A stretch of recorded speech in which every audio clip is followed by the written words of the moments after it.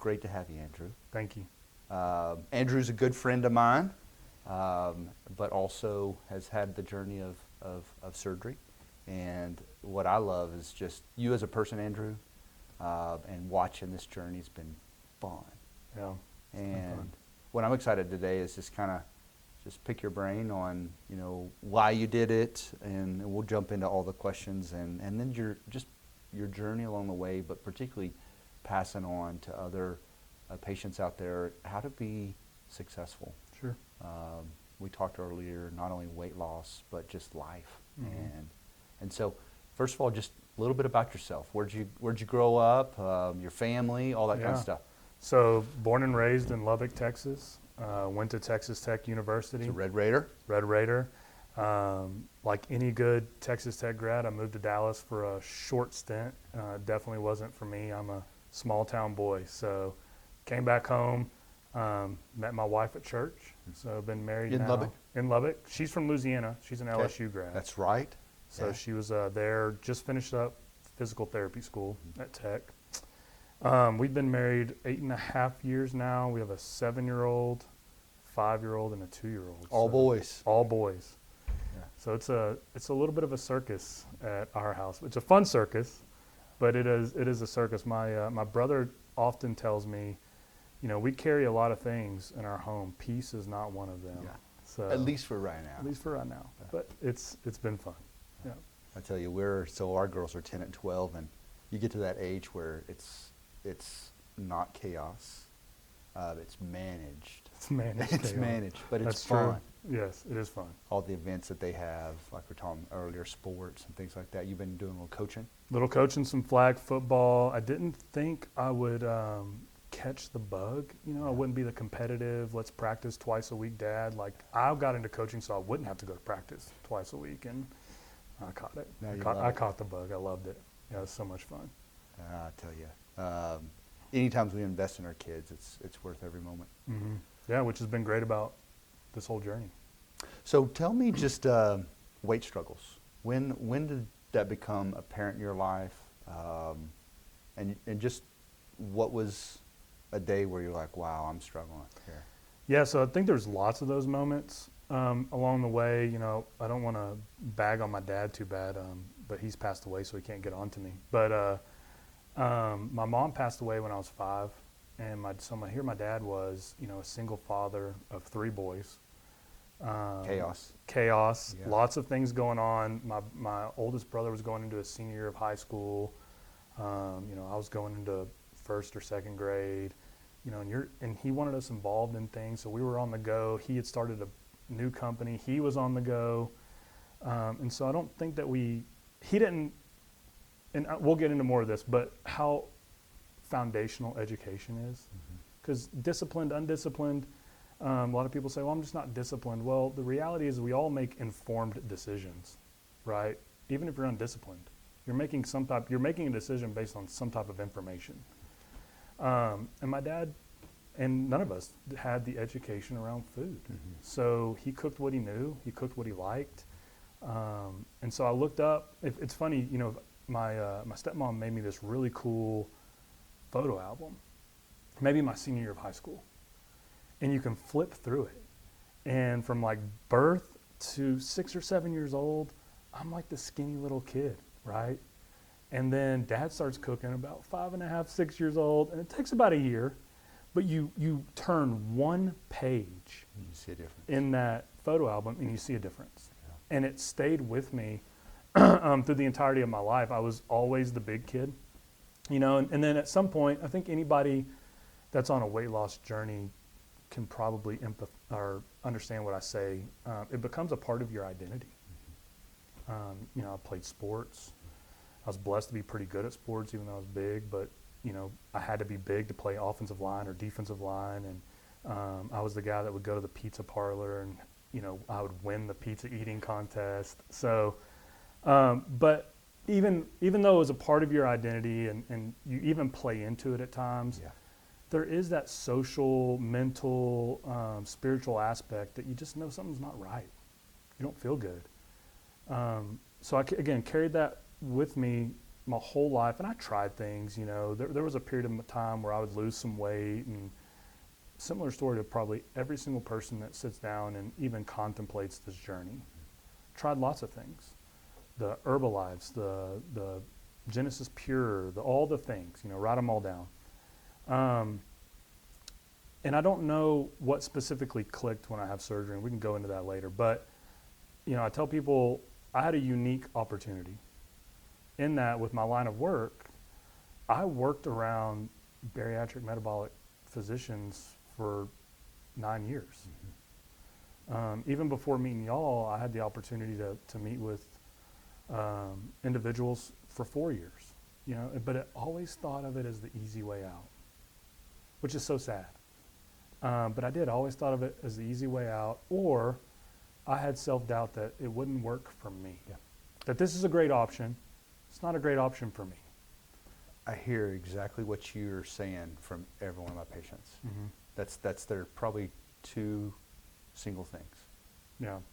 And so then that's when the uniqueness of at least my story begins, is that I get a call from you one day, have the opportunity to work with y'all, partner with y'all. And for a year and a half, every week, I got to come into your OR and we would talk about life and sports and politics and all the things. But ultimately, you and Dr. Nikoy and Dr. Peterson at the time were extremely passionate about health and wellness. Yeah. We were having a podcast every time. Yeah, exactly. So I'm like a fly on the wall. I'm asking some questions. I'm soaking it all in. And again, you know, I think we begin to make decisions based on the information that we have and the knowledge base that we have. And so I began to ask myself, like, well, why not me? But my wife is like a health nut. We're complete total opposites. She works out. She's a health nut. She could eat green leafy spinach for us. Like, I remember when we were dating, this is a true story. When we were dating, I would walk into her home and she'd be taking a break from, she's a doer, right? So she'd be taking this break. She would have a bag of spinach, raw spinach, and she'd be eating the leaves like a chip. I'm like, that's not a snack. That is not a snack. I don't know of anyone else that would be doing that. Your wife is That's a right. saint. She's very unique. So as I began to share this desire of weight loss with her, and it would be interesting to hear her perspective on this, but when she looked at me, she saw Andrew. Mm-hmm. She didn't see overweight. She didn't see unhealthy. She may have noticed some things because she's, you know, my partner in life, that maybe I didn't have the energy that I wanted, or I didn't sleep as well as I wanted, but she didn't necessarily attribute that to some physical, you know, aspect. And so but I talked her into coming up here. We had a conversation with you. It was a good conversation. It was a great conversation. She left way more informed. And I think it planted a seed with her that, hey, this is safe, and it works. There's something that happens. There's this magic that happens potentially after surgery, and it works. Well, and we're still figuring that out. Yeah. I think every day we're learning more and more about that. Yeah, and I tell people all the time, you know, whatever switch went off in me, I pray that it goes off in every person. Yeah. Because I think we all do react potentially differently to the surgery. But we went home, and a couple days later, she just sat down and just had a conversation with me, like, I think you can work a little harder. You know, and she goes, I just don't see, you're just not that overweight. You know, you're just not that big. I was 300 pounds. I was a big boy. So we put it off, ended up, I think we had a baby. Mm-hmm. So we had our third child. And I remember going home, or to her house, in Louisiana for Christmas. And my in-laws gave my boys one of those Papa-Shot basketball things that we set up in our playroom. And I loved it. My kids loved it. And after Christmas, I'd come home every day. We put up like 100 shots on the Papa-Shot, and I threw my back out. And I couldn't move for days. I just was out. And I looked at my wife. I was like, something's got to change. I'm tired. And I think I just got to a place where I was educated enough to know that the decisions I was making on a daily basis were not in my favor, short term or long term, and that I needed help to achieve it. Help beyond a book or another plan or a diet, or even at that point, even more education. Like I needed some help. And my wife looked at me and she goes, okay, I agree. And it was, maybe 8 weeks later, I had surgery. And have since then, just to put it this way, you killed it. Yeah, I mean, been fun. you have taken this journey, and matter of fact, you motivate me when we're talking about nutrition, what you've been eating and things like that, which I hope all patients run with this the way that you have, because just to watch you, your life every day, like you said, your energy, your attitude, it's just been a complete. You've always had a positive attitude, but you've just taken it to another level. Yeah, and it's, surgery taught me some things that I think are important, specific to weight loss, that I needed to know. And that is, I know that you've said this, and I've heard it on a couple of your podcasts, that you always tell your patients the first couple weeks after surgery are rough. And by no means were mine easy. I didn't just wake up every morning loving you, right? Like, oh, thank you so much for this moment that I'm in here, Dr. Senior John. But what it taught me was I'd always, previous to surgery, I'd always treated hunger as an emergency. If I was hungry, that's an emergency and it has to be dealt with. Well, I would deal with it in the most convenient and easiest and fastest way possible. And because I had that mindset of hunger as an emergency, I would do things specifically not to be hungry, which means I would overeat. I would gorge. So my typical order at McDonald's now would, kind of blow my mind. But that was my daily routine, and the sodas and the things that you subconsciously just start doing. And for your job, you were on the road a lot. You talked about that, just pulling through Chick-fil-A, where it was, driving. But to see your life now, what you're packing, preparing, planning, what made that change? Again, I talk about a switch. I know that there's 3 or 4 people that have witnessed my journey that have come to y'all and had surgery since, I did. And I tell them, like, I'm going to pray that whatever I can distinctly remember waking up in the PACU area at the surgery center. And I knew, in that moment, that whatever my relationship with food was when I rolled into the OR had changed. And I wish I could quantify that better. I can't, so I won't try. But I knew when I woke up that my relationship with food had changed. And so what I did is I took that change of relationship and then I coupled it with this knowledge, right, that I applaud y'all for, because I tell people my journey was unique. I got to see y'all weekly a year and a half before surgery. I've got to see you weekly post-surgery, right? So that's not every patient's journey. They don't get to check in with you on a weekly basis post-surgery. But now there are tools, right? Your educational app, these podcasts, there's videos where if you are still hungry for that education and those personal interactions, you can make these as personal as you want. And so I knew my relationship with food had changed, and I coupled that with the education, and I began to see the things that I was putting in my body differently. I love that. There's 2 things that came up while you were talking that I was thinking about. One is this has been a journey for us. I mean, what Bo and I knew 10 years ago and we're teaching is totally different than what we're teaching now. Because we learned it personally. We had to try all this stuff out. What does it really look like to eat healthy? Do I need to be low carb? What does a healthy meal really look like? How do we teach patients how to do this? How can we put it in a form like this podcast to get this information out there? Because every weekend or throughout the week, I'm reading new stuff. We're trying glucose monitors. We're doing all kinds of stuff, seeing what works. Hot showers, cold showers. All kinds of crazy stuff. And how can we pass this on? And I think it's hoping that patients engage in this journey, knowing that it's never finished. Mm-hmm. You always got to be learning.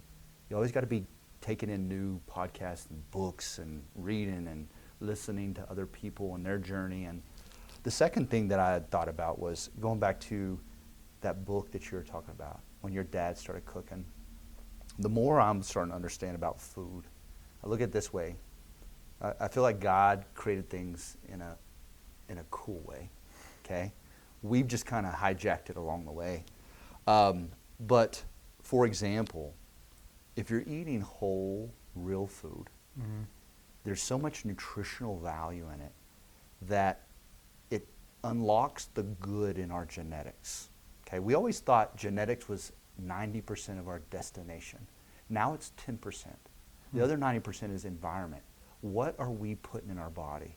Whether it be whole food, Mm-hmm. or are we putting in processed garbage? And what it does is it takes your genetics and you go two different directions. And you saw that. Your dad was doing the best he could. Sure. But probably a lot of that stuff was hamburger helper out of a box. That's right. And it was just taking your genetics the wrong direction. Mm-hmm. And what I've seen in you, just as an outsider, is that relationship with food, with your wife. Mm-hmm. Y'all are cooking. You're planning. You're eating whole foods. Yep. You're making great choices. Yes, the surgery was a cool tool, but more importantly, you turned on and unleashed the good genetics. Sure. And all that your body now is getting what it needs. Yeah, and it's been fun to watch my body respond, right? Because I'm human. You know, we take a family vacation, and all of a sudden you look up and you're like, did I just eat a third of the bag of the Cheeto Puffs? Yes, I did. But when you are clean on the front end and you're clean on the back end, your body just responds. It can reject that stuff so easily, you know. And having a partner, you know, I know you talk about this a lot, in that the biggest part of your journey is making the decision to get on it. Mm-hmm. But what support do you have at home? And so blessed to have a wife and extended family that have been 100% supportive of the journey, jumped on board. But it's also similar to our faith life. Mm-hmm. You know, you get passionate about something. You know, you go out and start talking about Jesus. Mm-hmm.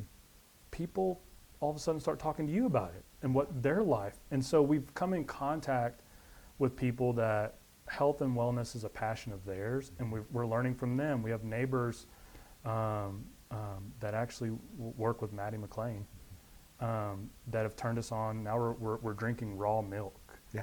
And you know, these Health benefits. whole grains. You know, we're getting these non-GMO, non-modified Heritage. whole grain. Yeah.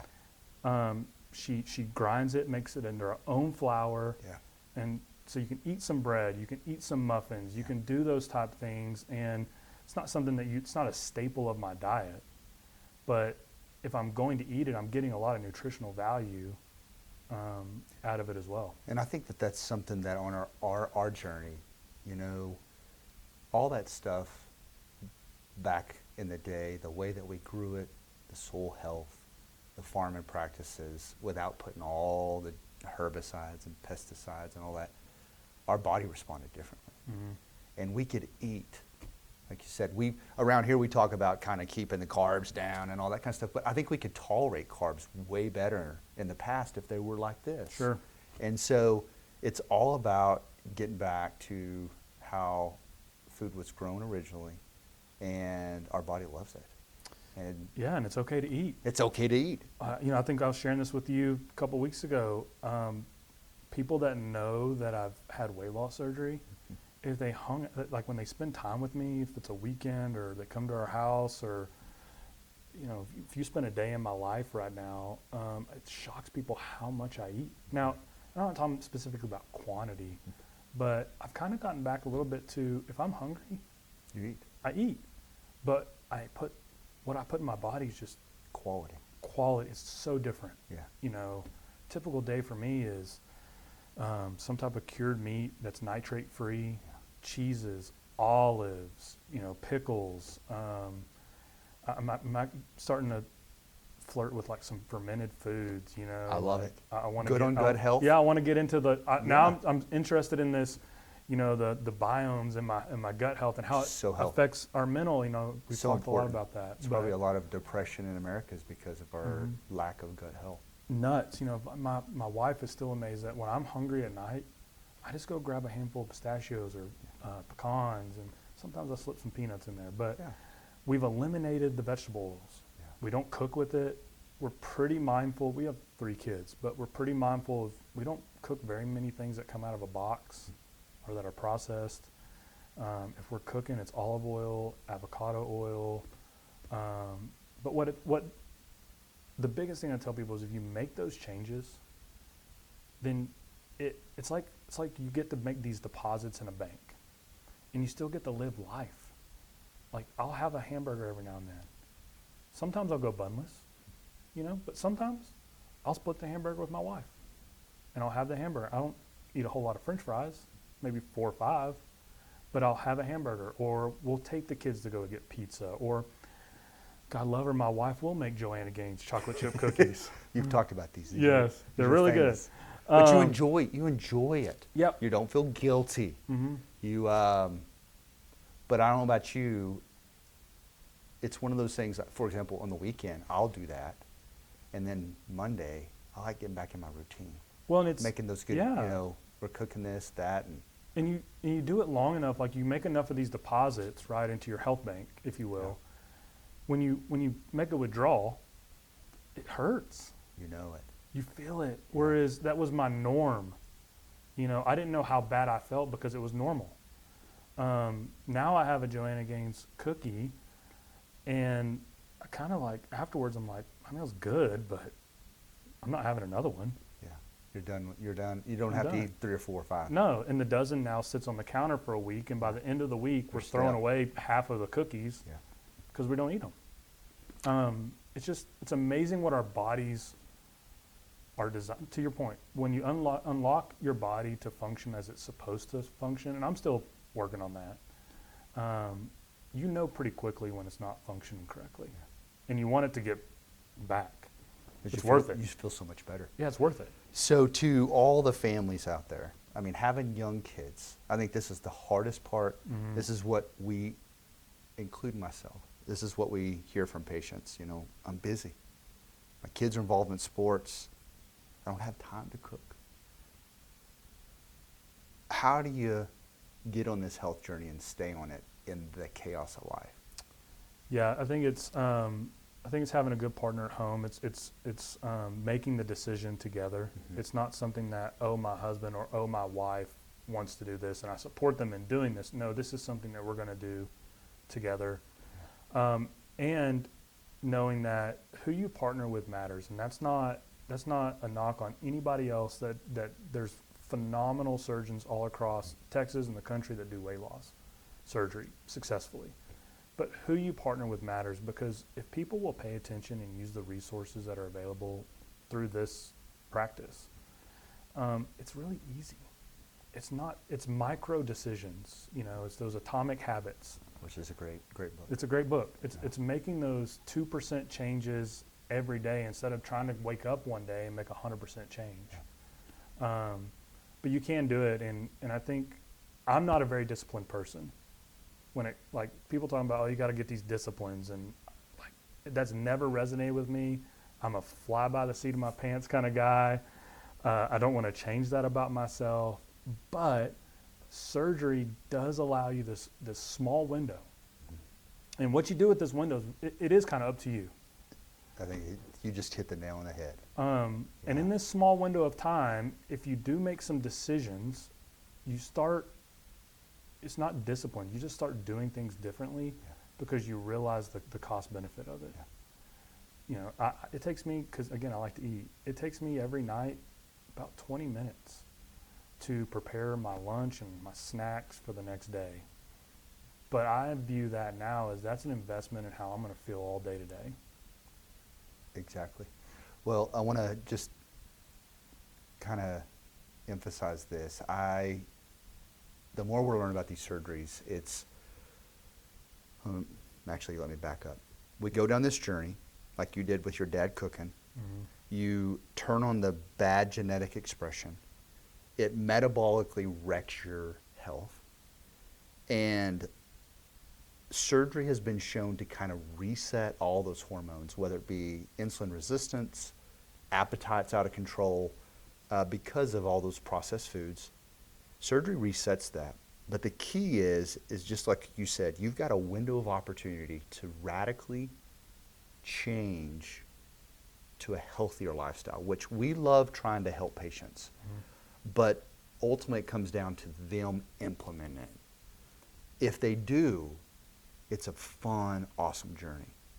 Now, another thing I've learned, Andrew, is the longer patients have lived in this life, the more wrecked their body is metabolically. So a lot of times that's why we don't get the response necessarily for patients that have waited many, many years and been overweight for 40, 50 years. Sometimes we have to do the doodle switch to get a response. But the key is you've got that window, and taking advantage of it's paramount. You know, and it's for anybody that's sitting, if you come across this or you've listened to some in the past or you've found the website and you're just, hey, is this something that's for me? Doesn't matter if you're 25 or 65. View this moment right now as I have found a cancer in my life. Do I want to get the cancer out when it's stage 1? Or do I want to get it out when it's stage 4? Both of them are beatable, right? But the work and the potential outcome, your likelihood of success is a lot easier if you go ahead and take care of it when it's stage 1. So if weight loss is something you struggle with, I just say do it, because it creeps into every aspect of your life. Good way. In a good way. Affects your relationships. It affects your everything. Your kids and how you play with them, and your confidence and your spiritual walk. And absolutely. Yeah.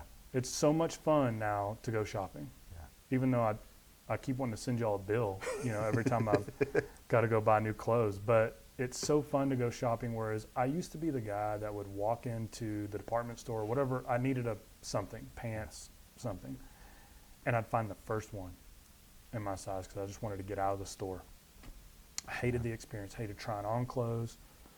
Now I go in and I go find what I want. What do I like? What do I look good in? What is my, I don't even know what a style is. What is my style? It's not such a drab thing, like the little thing is in shopping or interacting with your kids or your relationship with your wife or work. Get up. When you have a good night's rest, it's amazing what your productivity at work the next day, look, it's different. It affects everything. Andrew, your energy is contagious. I could do this for hours. This is fun. It is fun. Well, I want to say this. Thank you for sharing your journey. It's been fun to watch. And I just pray that this just helps some other patients along the way. Yeah. And I hope this goes viral. And Andrew wants to retire off this video. That's so right. Hopefully, lots of clicks and likes and whatever goes on social media. I'm not on it, but whatever you do it right. Yeah, right now. What I love is I hope this isn't the end because you got so much to give. And so I hope to bring you back and even share more and that'd be great. All that. Thank you. Andrew, thanks. Thank you, sir.